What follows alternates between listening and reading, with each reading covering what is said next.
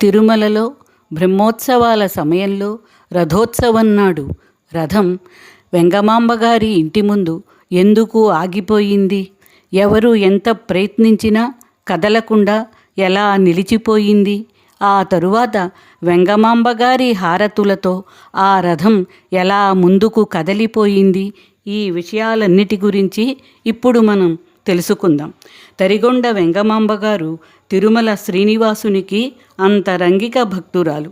20 సంవత్సరాల వయసులో ఒంటరిగా తిరుమల చేరి ఆనంద నిలయాన్ని అంటిపెట్టుకుని తులసి మాలలు, పూల మాలలు కూర్చి శ్రీవారికి సమర్పిస్తూ సాయంకాలం స్వామికి కర్పూర హారతి సమర్పిస్తూ తన జీవితాన్ని తిరుమల సానువులలో పండించుకున్న పరమ భక్తురాలు వెంగమాంబగారు. వితంతు స్త్రీ స్వామివారికి పూలమాలలు, తులసి మాలలు సమర్పించడం ఏమిటి? కర్పూర హారతులు శ్రీవారికి అందించడం ఏమిటి? ఆమె రాకున్నా ఈ సేవలకు కొదవలేదు కదా అంటూ ఆలయ అర్చకులు వెంగమాంబగారికి వినిపించేలా మాటలాడి ఆమె మనసును గాయపరిచారు. కలత చెందిన వెంగమాంబగారు ఆలయ దర్శనానికి రావడం మానుకున్నారు. తులసి మాలలు, పూల మాలలు, కర్పూర హారతులు సమర్పించడం విరమించుకొని వ్యథార్థ హృదయంతో ఇంటిలోనే అహరహం శ్రీనివాసుని స్మరించుకునేవారు. అది బ్రహ్మోత్సవాల సమయం.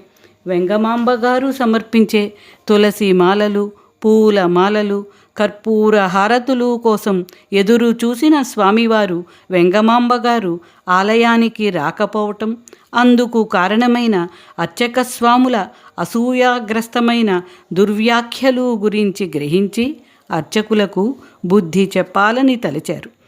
ఆనాడు రథోత్సవం వైభవంగా రథోత్సవం సాగుతోంది. దక్షిణ పశ్చిమ మాడ వీధులలో రథం మీద స్వామి కన్నుల విందుగా ఊరేగుతున్నారు. రథం ఉత్తర మాడ వీధిలోకి ప్రవేశించింది. సరిగ్గా తరిగొండ వెంగమాంబగారి ఇంటి ముందు రథం ఆగిపోయింది.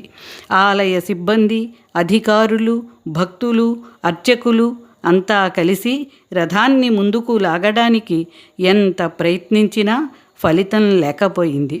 అప్పుడు రథం ఆగిపోవటానికి కారణం ఏమై ఉంటుందా అని అర్చకులు ఆలోచించసాగారు. వెంగమాంబగారి ఇంటి ముందే రథం ఎందుకు ఆగిపోవాలి అనుకుంటూ జరిగిన సంఘటనలను పునశ్చరణ చేసుకున్నారు.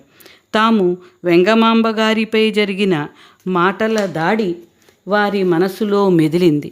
వెంటనే వెంగమాంబగారి ఇంటిలోనికి వెళ్ళి ఆమెకు సాష్టాంగ నమస్కారం చేసి, అమ్మా, మమ్మల్ని క్షమించండి.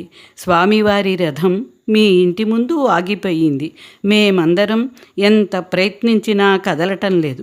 మేము మిమ్మల్ని మాటలతో గాయపరిచినందుకు స్వామివారు ఆగ్రహం చెంది ఈ లీల చూపించారని మాకు తోస్తోంది.